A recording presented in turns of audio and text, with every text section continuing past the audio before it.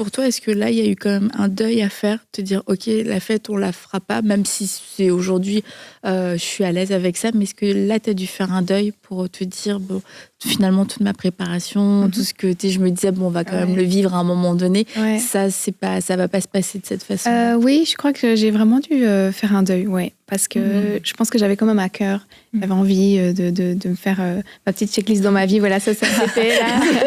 T'es tellement... Moi, je voulais vivre la checklist. C'est ça, donc je pense que j'ai quand même dû accepter que j'allais pas vivre ce que tous les gens allaient vivre, peut-être pour leur mariage.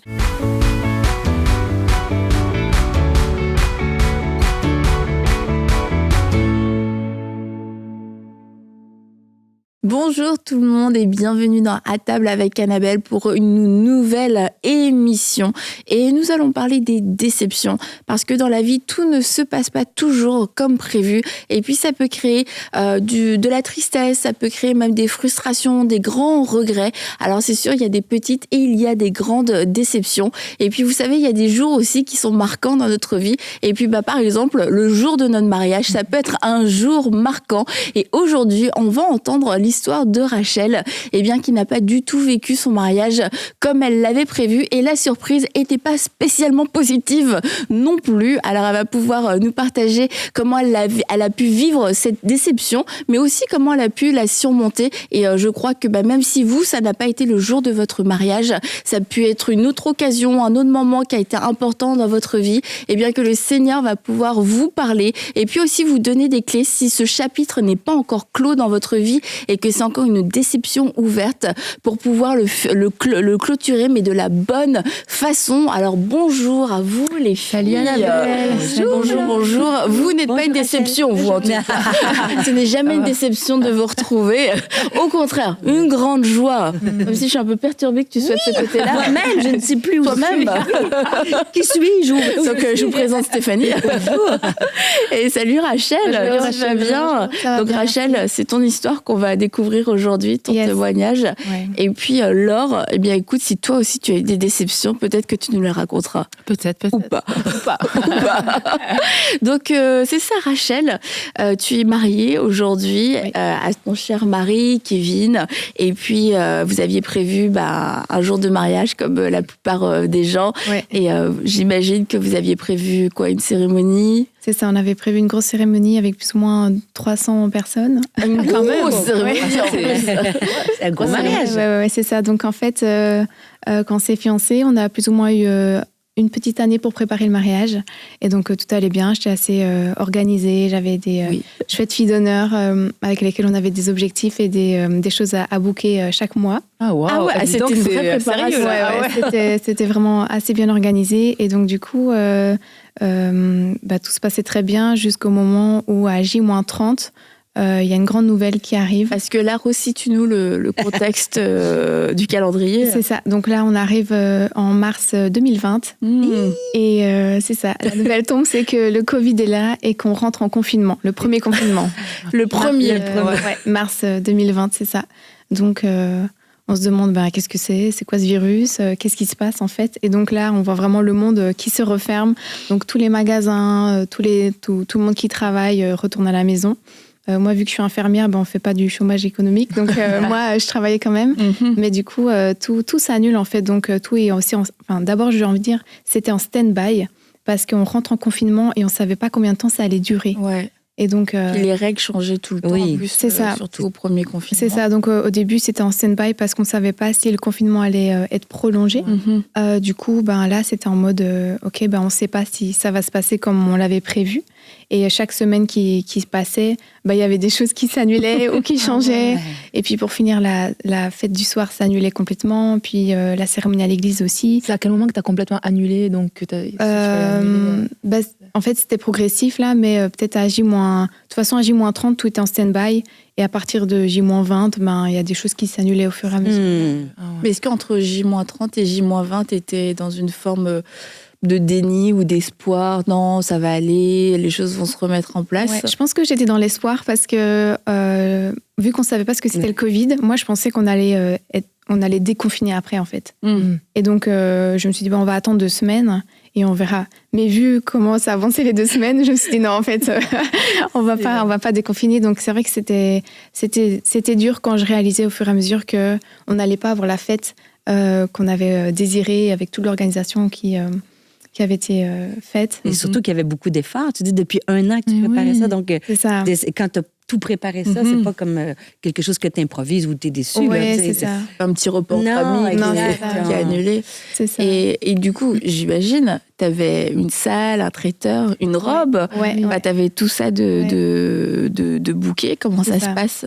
Donc, c'est ça, moi qui suis très organisée, à J-30, comme je dis, tout était payé avec les prestataires, tout était fait. J'avais quoi, tu vois, faut jamais se précipiter dans la vie. J'avais fait même des documents pour toutes les personnes qui allaient aider, qu'est-ce qu'elles devaient faire à telle heure, tout était organisé. Quoi. On va t'embaucher, hein, je pense que là, ils vont t'embaucher. Ceux qui veulent organiser des mariages. Mais du coup, c'est ça... J'ai oublié ta question. Pardon. Avec tous les prestataires, tout ce que tu avais déjà booké, payé aussi, comment ça se passe à ce moment-là? Oui, c'est ça. Vu qu'on rentre en confinement, les prestataires envoient des messages pour certains qui annulent en fait leurs prestations, mais qui ne veulent pas spécialement rembourser parce que c'était du jamais vécu, du jamais vu. Donc, c'était assez particulier. Donc, avec certains, on a vraiment essayé de demander plusieurs fois. En tout cas, quand tout s'est annulé, là, on allait vraiment... faire des démarches pour essayer de récupérer de l'argent, mais c'est sûr que, en fin de compte, même avec la robe et tout, c'était vraiment compliqué, on va dire. Ouais. Et du coup, toi, tu le vis comment quand vous vous dites, ok, là c'est sûr, on ne pourra pas avoir le mariage qu'on avait prévu, rien de tout ce qu'on avait prévu. Qu'est-ce que tu ressens? Beaucoup de frustration. Au début, j'avoue, j'avais vraiment difficile à renoncer, en fait, à mourir à moi-même du projet que j'avais à cœur, de me marier, en tout cas de faire la fête en soi. Et c'était très dur au début parce que j'étais attachée en fait à cette fête, à la couleur des robes des filles d'honneur, à la salle et tout. Donc j'avais vraiment, on avait avec mon mari, du coup, on avait beaucoup mis d'énergie, même au niveau spirituel, on avait beaucoup prié pour ce moment, même au niveau du plan financier, on avait vraiment, tous les deux, on avait travaillé aussi pour organiser cette fête à la hauteur qu'on voulait, en tout cas. Donc, c'est sûr qu'au début, c'était assez frustrant. Mon mari, lui, était plus stable, on va dire, dans ses émotions. Donc, lui me rassurait en disant, on va trouver une solution, et même si c'est pas la fête qu'on va avoir, au moins, on pourra se marier normalement, parce que même la date en fait de la mairie s'était annulée pour finir, parce que tout s'annulait, parce que les gens faisaient des fêtes alors que c'était interdit. Et donc du coup, c'est ça, la ville dans laquelle à cause des gens qui faisaient des fêtes et que c'est interdit, vous avez été punis. Oui, c'est ça. Donc il y avait un peu de l'injustice aussi. Et moi, j'étais en mode, mais nous, on veut te servir, Seigneur, on veut t'obéir. Donc c'est pas comme les mariages de tous les gens. Donc c'était assez frustrant, j'avoue. J'avais vraiment difficile à accepter que ce soit pas comme j'avais prévu, en fait. Ouais. Et moi qui aime bien... c'est ça que je m'en allais dire. Tu sais, en plus, moi, je suis quelqu'un d'organisé aussi. Donc, quand on est organisé, le lâcher prise, c'est encore plus difficile, je pense, de dire, je te remets tout ça, c'est vraiment décevant, tu vois. C'est ça. Donc, c'était, je pense, la partie la plus difficile, c'était d'accepter que c'était pas comme je l'avais prévu et d'accepter que le Seigneur fasse, en fait... parce que lui seul sait faire, en fait, dans les cas où nous, on lâche prise, quoi. Du coup, vous avez quand même réussi à vous marier à la même date ou dans la même période? On va dire oui, le même mois. Donc, c'est ça. Donc, même la date à la mairie, c'était annulé parce qu'ils annulaient tout leur mariage. Donc, du coup, on a dû faire appel à une autre mairie dans une autre ville.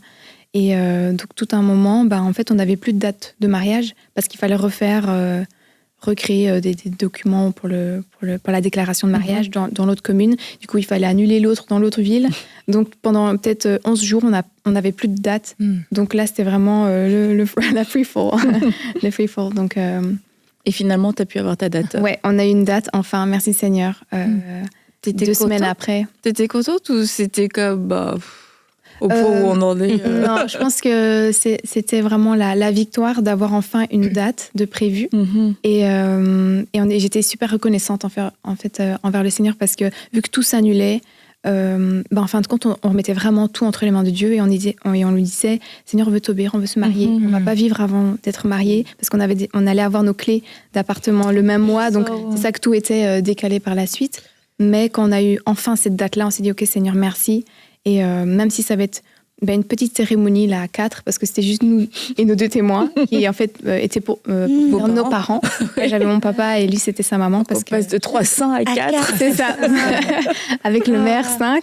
Mais c'est ça, c'était une victoire d'avoir une date parce qu'on voulait enfin être mariés, on voulait être droit devant Dieu. Est-ce que là-dedans, quand même, tu as réussi, toi qui aimes organiser, préparer des choses, à trouver une petite façon de rendre ça un peu quand même à ton goût, trouver une façon de limiter la casse, même si elle était déjà venue? Ouais, je comprends. En fait, vu qu'on avait eu la date et que ça allait peut-être se faire 13 jours après, c'était un petit peu short au niveau du timing pour organiser, vu qu'on ne pouvait pas inviter, on pouvait garder même les distances, tu vois, même en étant ensemble là.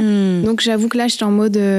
Seigneur, on a une date, je vais être reconnaissante pour cette date-là et on verra par après si on refait une fête là. Mais là, c'était juste une victoire d'avoir la date, donc je me suis pas pris la tête pour faire autre chose. Et là, quand même, Rachel, c'est quand même, c'est drôle, c'est drôle maintenant ou pas? Oui. On n'ose pas trop. On peut en rire là maintenant. Comme t'as quelques photos. C'est ce que je me disais. C'était un mariage avec des masques. C'était un mariage atypique. Donc en fait, on était devant la mairie, on attendait. Je vais montrer ici. Et en fait, le maire vient et dit je vous apporte des cadeaux. Alors on dit cool, une petite surprise et tout. Et en fait, il sort de son sac des masques et des gants. Des gants? C'est ça. Et puis des gants bleus, quand même. Des gants bleus, quand on va au bloc opératoire. Ouais, c'est ça. En fait, le truc, c'est qu'on ne savait pas comment le Covid était transmis. Du coup, vu que ça allait être dans la mairie, il fallait que ce soit sous les conditions qu'il y avait à ce moment-là. Donc, c'est quoi? C'est avril, t'es au mois après? Donc là, c'est en avril 2020. OK, c'est ça. Donc, ça fait juste un mois, effectivement. C'est ça. Et donc, au moins, il fait beau, il y a du soleil. Oui, là, c'est déjà ça. Elle était reconnaissante pour le soleil. Tu peux peut-être montrer celle-là aussi. Donc, du coup, on est rentré dans la mairie avec les masques et les gants et on a fait l'échange des alliances avec les gants. C'est quelque chose, quand même. Comment t'as fait? En fait, franchement, on rigolait à ce moment-là. On disait, Seigneur, t'es là, ça se fait dans la joie avec des gants, ça se fait dans la joie. Est-ce que t'as mis ta bague sur le gant? Ouais, en fait, le truc, c'est que ça passait pas au niveau de l'annulaire, là. Donc, on a mis à l'auriculaire, alors on était comme ça. Mais franchement, c'était dans la joie. Il y avait nos parents. En fait, nous, ce qu'on voulait aussi, c'était honorer nos parents dans notre mariage. Et la grâce qu'on avait vraiment, c'est d'avoir nos 2 parents des 2 côtés, du côté de mon mari et du mien, qui étaient là et qui constataient et qui étaient témoins de notre mariage. Donc, même si ça se faisait dans des circonstances un petit peu bizarres, là, en fait, ça devenait juste rigolo. Et c'était vraiment, il y avait vraiment la joie, il y avait vraiment la paix. Et on sentait vraiment que c'était notre moment. C'était pas celui qu'on avait pensé, mais c'était le moment de Dieu, en tout cas pour nous, là. En tout cas, je trouve ça très beau, comme moi-même vous l'avez vécu, parce que ça aurait pu être un jour triste, en fait, où t'es tellement... quelquefois, je pense que la déception est tellement forte qu'en fait, t'arrives pas à te réjouir. Non, t'arrives pas à te réjouir. Et puis, je veux dire, si on regarde d'un point de vue naturel, je veux pas te démoraliser aujourd'hui, mais tu passes de ta grande fête où t'as tout prévu avec tes demoiselles à un tout petit comité masque et gants à 4 avec le maire 5 que tu ne connais pas. Et tu te dis, il n'y a même pas de quoi se réjouir. Franchement, il y a rien, quoi. Et toi, tu as réussi toi et Kevin, vous avez réussi à vous réjouir, puis à profiter de votre moment et à vous dire, c'est notre mariage. C'est ça. Vraiment, en fait, je pense qu'on a choisi, on s'est positionné, en fait, en acceptant ce qu'il y avait et en reconnaissant, en fait, les petits détails. Et on voit, en fait, le doigt de Dieu, en fait, dans ces petits détails-là. Donc, c'était vraiment, je pense, un choix. C'est vrai que j'ai peut-être eu plus difficile par rapport à Kevin, parce que c'était plus peut-être une grosse étape, on va dire, le mariage, la fête de mariage pour moi. Donc c'est vrai qu'il y a eu des jours plus difficiles que d'autres, mais je me positionnais en disant, Seigneur, tu contrôles toutes choses en fait. Et même si parfois nous on crée, on a des projets et on veut faire beaucoup de choses, c'est toi en fait qui est au contrôle à la fin. Et on s'est dit, ça va être un témoignage qui va toucher. Et en fait, dans tout ça, on a vraiment vécu l'essentiel du mariage. C'est-à-dire l'engagement de mon mari, moi, devant Dieu. En fait, c'était vraiment ça. Donc, on a vraiment vécu cet essentiel-là, ça nous a fortifiés, ça nous a vraiment gardés. Et on s'est dit que, ça, dans un sens, ça a fait en sorte qu'on est rentré dans un mariage où on était plus fort. Tu vois, parce qu'on avait traversé plein de choses ensemble qui n'étaient pas spécialement faciles sur ce coup-là. Mais du coup, ça nous a fortifiés pour rentrer dans un mariage à deux. Bah, du coup, c'est sûr qu'il n'y a plus beaucoup de choses superficielles, de tralala. Et tout. Là, tu es obligé de retourner à l'essentiel du mariage. Si tu ne sais pas pourquoi tu te maries, là, tu es obligé de le savoir. Ok. Toi, tu as eu un beau mariage, Stéphanie? Écoute, moi, j'ai eu un mariage, je vais vous surprendre. Je me suis mariée en plein hiver, un 27 décembre. Il n'y a que des chrétiens qui font ça, je te le dis. Appelez-moi, dis pourquoi 27 décembre? Mais parce que ça faisait 2 ans qu'on se présentait, tu vois. Et c'était la façon de voir toutes nos familles, vu que c'était les vacances de Noël. Donc, c'était vraiment avec le manteau, le fourrure, mais blanche, le chapeau, c'était Dr. Givago, tu sais, mon mari, le grand manteau long, là, c'était beau. Il faisait soleil. Ah donc, oui, en plus, une belle journée d'hiver. Donc, oui, la seule chose, c'est que après ça, le 27 décembre, c'est compliqué quand tu veux célébrer ton anniversaire de mariage, parce que, tu sais, c'est Noël, c'est le jour de l'an, et mon fils est né le 31 décembre, tu vois. Donc, nous, c'est ça qui est un peu dommage. À la fin décembre, le budget. Donc, c'est un peu moche pour célébrer ce bel événement-là, mais quand même, tu sais, c'était une belle journée avec toutes nos familles. Oui, c'était une belle journée. Toi, tu gardes un bon souvenir de ton mariage? Moi, j'ai eu un beau mariage, mais tu vois, moi, j'ai pas pris... Nous, on s'est mariés quand même assez vite avec Samuel, donc on n'a pas eu le temps... Enfin, on a pu organiser quand même, mais on n'a pas pris forcément le temps. Mais tu vois, malgré tout, c'est drôle parce que, avec le temps, je me dis, peut-être que j'aurais fait ça différemment. Il y aurait peut-être pas ces gens-là, tu sais, des fois. Parce que des fois, t'invites des gens parce que, en plus, t'es jeune, puis il y a la famille qui veut que t'invites telle personne. Enfin, il y a comme une façon de faire que tu dis, finalement, des fois, c'est peut-être pas plus mal.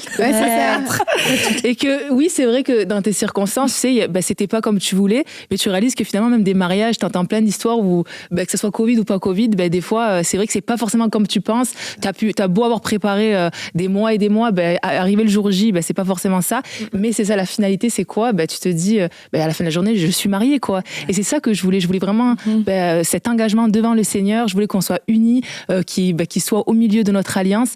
Et en fait, quand tu réalises que c'est ça le plus important, oui, c'était pas parfait. Oui, peut-être qu'il y a des petites choses. Bon, on aurait pu refaire, mais l'essentiel est là. Je suis mariée, quoi, je suis contente.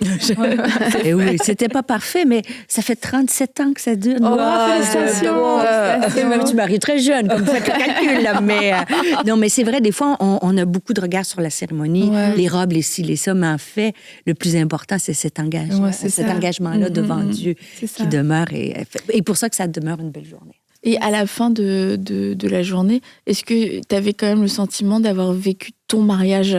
Ou est-ce que tu étais encore en mode, c'était un aperçu du mariage parce que on va faire une fête un peu plus tard, parce que on va dans le mois à venir, ou je sais pas, dès que ça va se déconfiner, on va faire notre fête. Du coup, tu étais un petit peu aussi dans cette attente-là? Oui, c'est vrai qu'à cette époque-là, il n'y a que 4 ans, là, mais c'est vrai que j'étais dans la dynamique de me dire, on se disait, on va refaire une fête.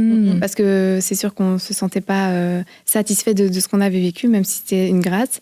On se disait, on va refaire une fête, dès qu'on va déconfiner, on refera une fête, on réorganisera quelque chose. Donc c'est vrai que j'étais pas complètement comblée de comment ça s'était passé, donc on se projetait à l'idée de refaire une fête, ça c'était sûr. Et vous l'avez fait? Avez-vous fait? Non.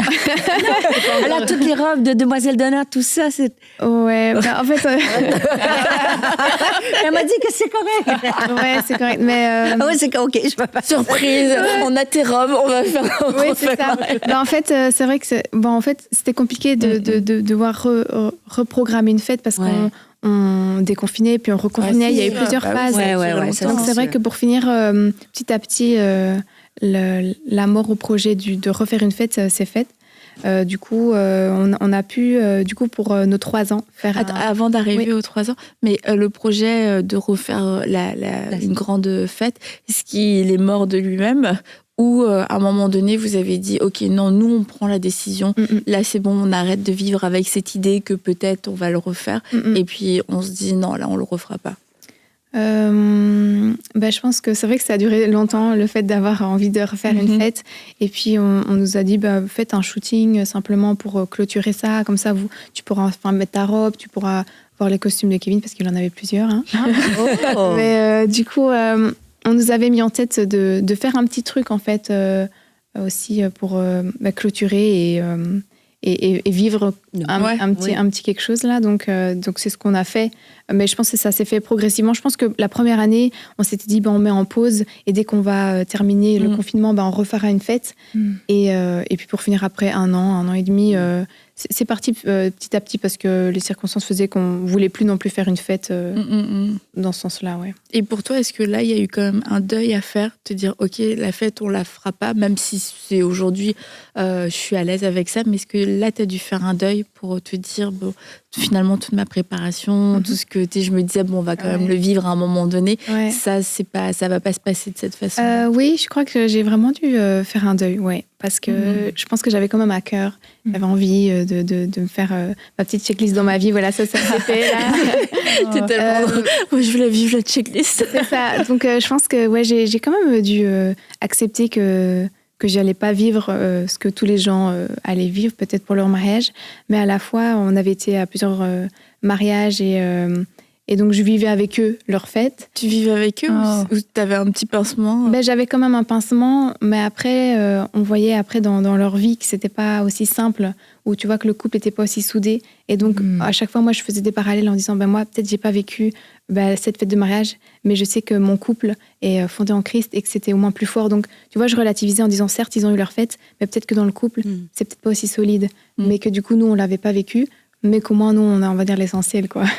J'essaie de relativiser avec ce qu'on avait. J'espère que tu as écrit ça sur les cartes de vœux au couple pour quitter le mariage. Et du coup, au bout de 3 ans, vous avez décidé de faire un shooting photo. C'est ça. Donc, pour clôturer le côté mariage, parce que moi, j'avais toujours ma robe qui était dans mon armoire, que du coup, j'avais jamais mise. Kevin n'avait jamais vu. Il a jamais. Ce que tu as mis à la mairie, là, c'était pas... C'était pas la robe? Non, c'est ça. C'était ma petite robe de civile. D'accord. Et donc, moi, c'est ça, j'avais 2 robes, là. Et vu que c'était le mini-mariage, je me suis dit que j'allais pas mettre ma grosse robe. Parce que t'attendais la célébration. C'est ça. C'est ça. C'est ça, c'est ça. Ouais. Parce que c'est ça, en fait, j'avais mis ma petite robe de civile en pensant qu'on allait refaire une fête par après. Donc, c'est ça, pour nos 3 ans, on s'est dit, on va faire un shooting dans un super bel endroit. On va s'apprêter, on va louer un Airbnb où on se prépare chacun de son côté. Donc, j'avais loué. Il y avait une coiffeuse et une maquilleuse qui étaient venues. Et du coup, on avait vraiment fait comme si c'était le jour J, en fait. Ouais. Tu peux montrer? On veut. Est-ce qu'il y avait les demoiselles d'honneur ou c'était... Non, c'était juste nous deux avec... Je pas sur les robes. Tu veux récupérer la robe, en fait. Oh, regarde comment vous êtes là. beau. Magnifique. C'est beau avec le château comme ça derrière. C'est beau. C'était Paris, vers Versailles. C'était super beau. Et magnifique. Tu peux peut-être montrer une photo. C'est la photo du ça fait un dos à dos, là. Tu vois, avec une super belle... Il y a des gens qui ont eu... Tu sais, comme nous, nos photos de mariage, elles sont moches comme tout. Elles sont magnifiques. Alors, on avait vraiment fait la surprise où Kevin me découvre. Je me suis dit, voilà. Il fait vraiment surpris, non? Ouais, c'est ça. Il l'a vraiment vécu. Oui, c'est ça. C'était vraiment la surprise, vu qu'il m'avait jamais vue encore. Mais celle-là, là? Ouais. Elles sont toutes très très belles. Elles sont magnifiques. On a passé un chouette. Ta robe est magnifique. Ouais, vraiment.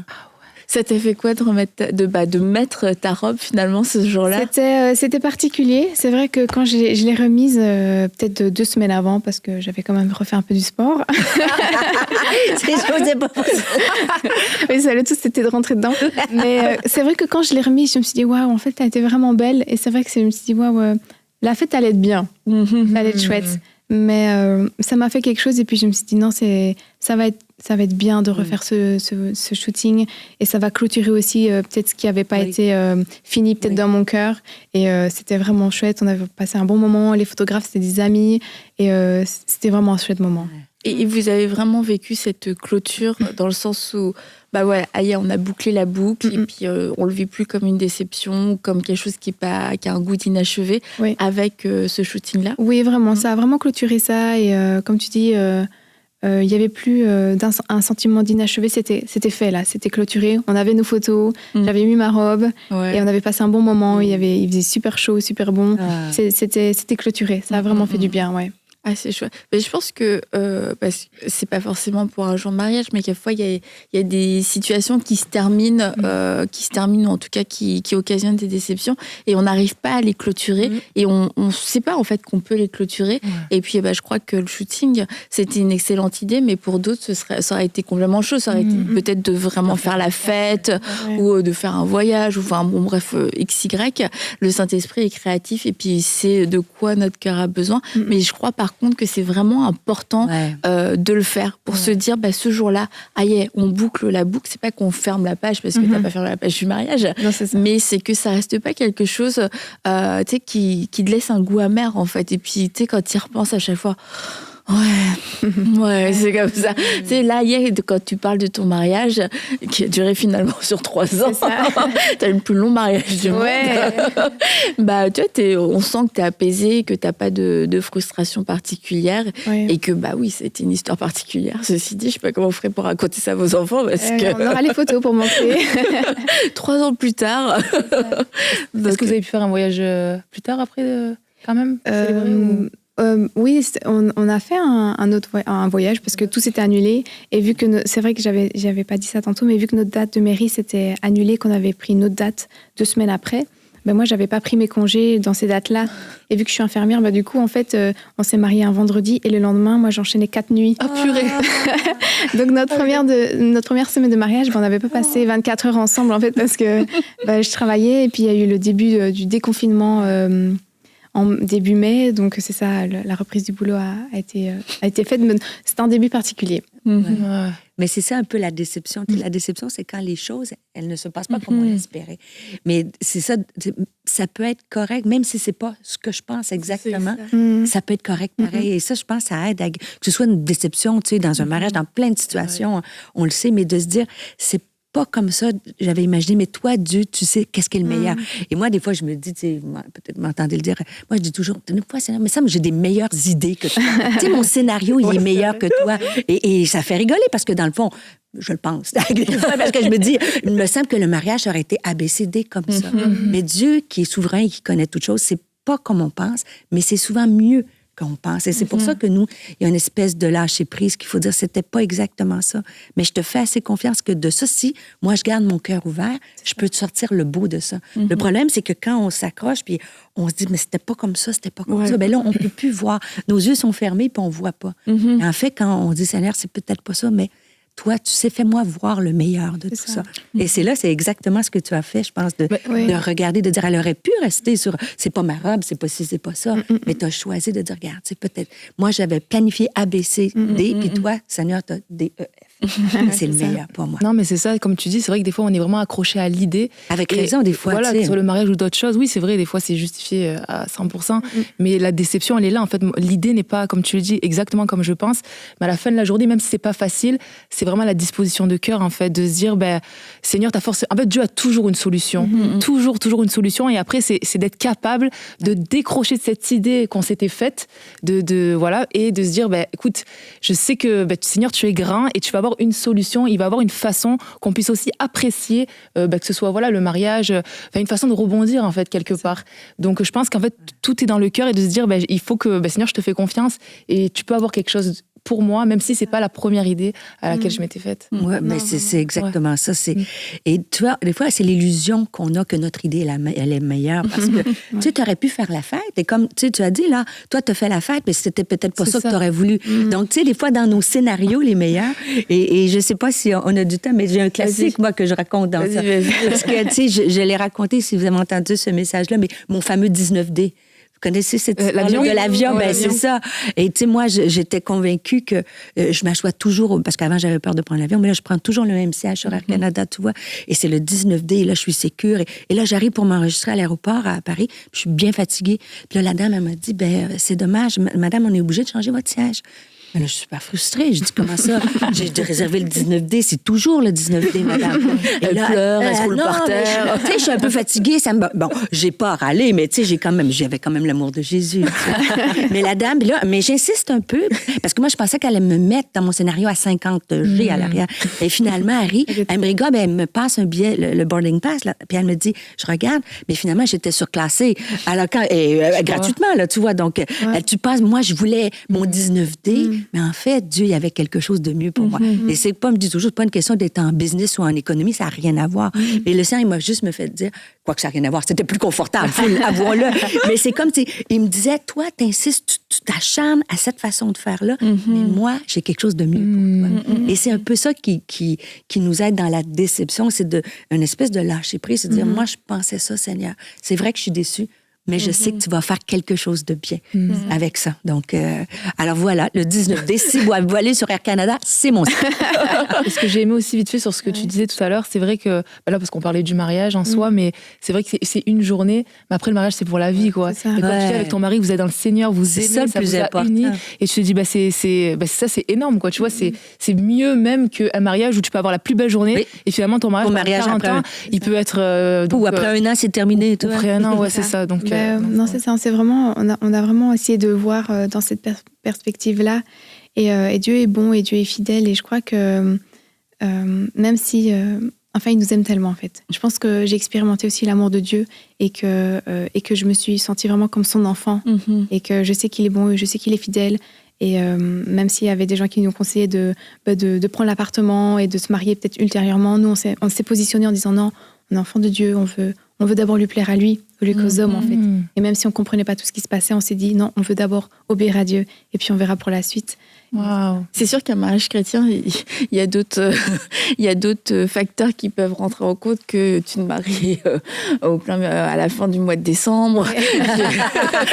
Que là, le fait que... À moins 30. Dans un mariage chrétien, tu te dis, non, on veut pas vivre ensemble, on veut se garder et tout ça. Donc, c'est sûr qu'il y a d'autres facteurs qui rentrent pas forcément en compte dans d'autres mariages où tu te dis, bon, écoute, c'est pas grave, on va faire la fête l'année prochaine. Non, ça change tout pour nous l'année prochaine, ok?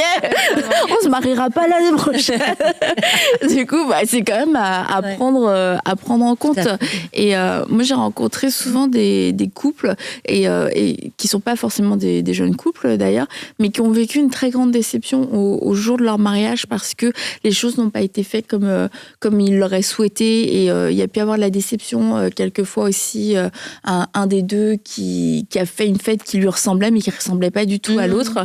Et puis tu vois que 20 ans plus tard, ça ressort tout le temps. Ouais. Oui, mais tu vois, déjà, le jour de notre mariage, t'as fait ci, t'as fait ça, etc. Et à la fois, tu vois, c'est pas le jour du mariage qui va décider comment le couple va évoluer, mais en même temps, ça a pu créer aussi un mauvais départ.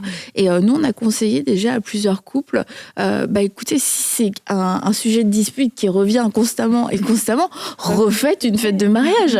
Refaites une fête de mariage. Et puis, ce serait peut-être le moment de te rattraper parce que, quelquefois, il y a des maris, c'est vrai, qui ils ont pas trop géré, tu vois, mais tu remets ça des années en arrière, t'es jeune, tu te dis, il y a des trucs, tu sais pas trop quoi faire, tu te laisses un peu influencer, etc. Oui, mais t'avais écouté ta mère, et puis tu vois, blablabla, moi, tu m'as pas écouté.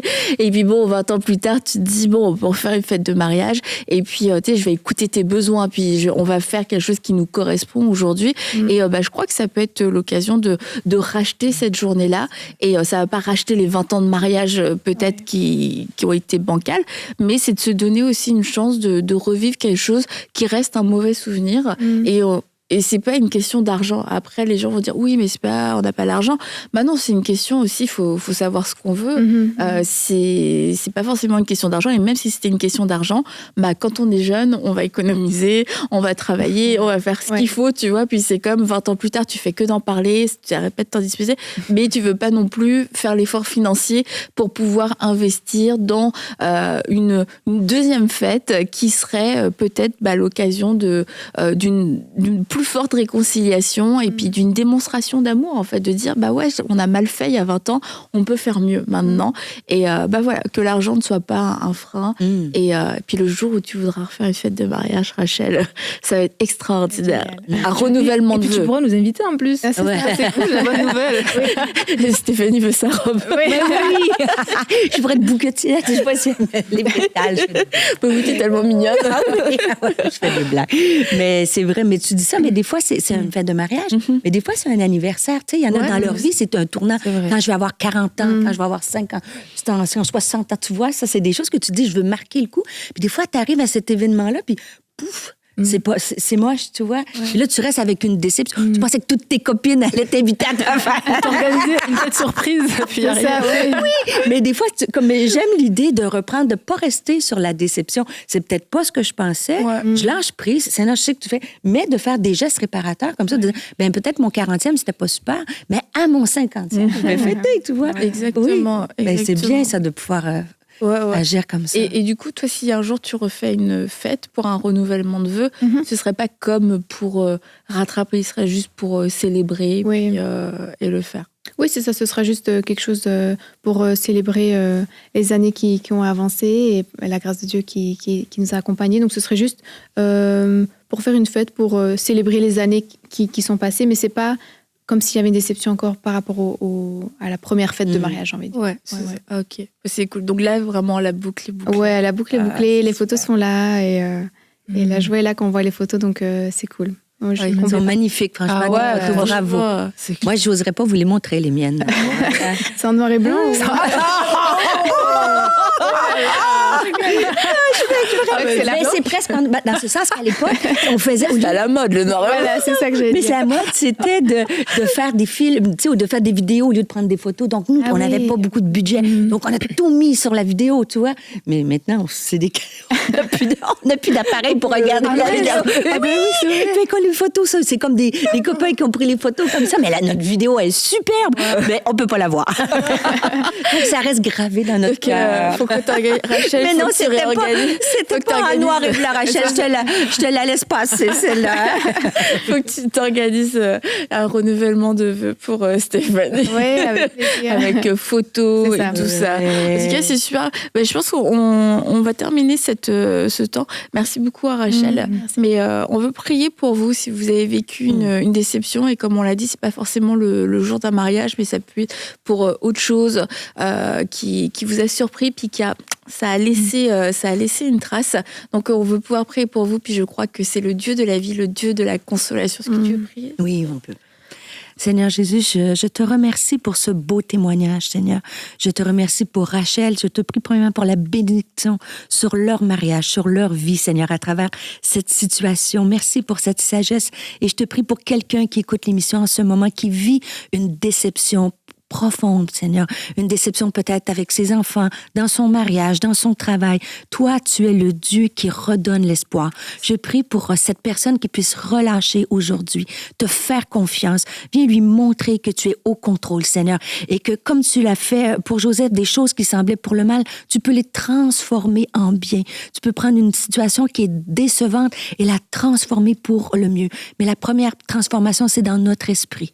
Alors que tu puisses venir guérir les pensées, Seigneur, remettre l'espoir, agis puissamment à travers cette prière. Et je te prie pour des gestes réparateurs, peut-être, que tu donnes des idées, Seigneur, que tu mettes dans leur esprit comment on peut réparer, comment on peut boucler la boucle, afin que cet événement ne puisse plus nous paralyser ou être un fardeau sur notre couple, sur notre vie personnelle. Alors, je te prie, Seigneur, agis dans les cœurs parce que tu nous aimes et que tu as des projets de paix. Tu as des bonnes choses en réserve pour chacune et chacun d'entre nous. C'est dans le puissant nom de Jésus que je t'ai prié. Amen. Amen. Eh bien, merci beaucoup. Merci, Rachel. Merci. Et puis, on t'a dit, on attend la fête du mariage, Enfin, des renouvellements de vœux. Et je vous invite à nous retrouver mercredi. Soyez là mercredi parce que nous avons une belle surprise à table. Ne dis rien, Stéphanie. Je dis rien. Dans la table avec Annabelle. Donc, mercredi, c'est un rendez-vous. Et puis, d'ici la fin de la semaine aussi, on aura l'occasion de pouvoir parler des déceptions amoureuses, déception professionnelle, relationnelle, et comment de façon plus pratique aussi on peut se relever de ce genre de déception. Mais rappelez-vous, Dieu est vivant et il est fidèle. Ses promesses sont vraies, sont oui et amen. Il n'est pas un Dieu pour mentir. Alors ne te décourage pas et ne laisse pas l'ennemi venir non plus te mentir en te faisant croire que Dieu est un menteur. Non, Dieu n'est pas un menteur. Ce qu'il a dit, il le fera. Alors on va se dire à mercredi avec notre petite surprise. Bye bye. Bye.